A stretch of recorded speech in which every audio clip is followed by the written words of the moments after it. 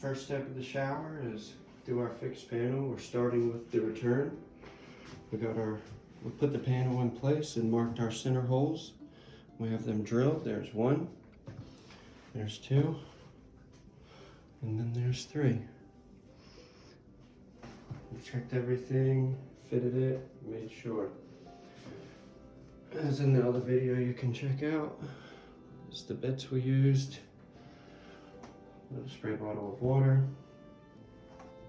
Now we silicone fill our holes and do the inside of the bracket.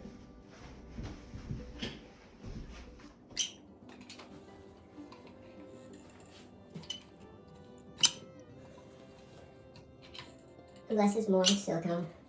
Less is more.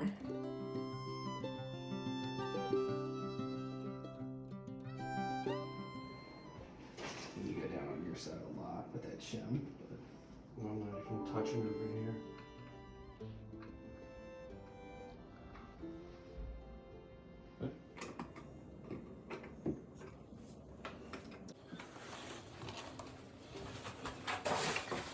One more. There it is.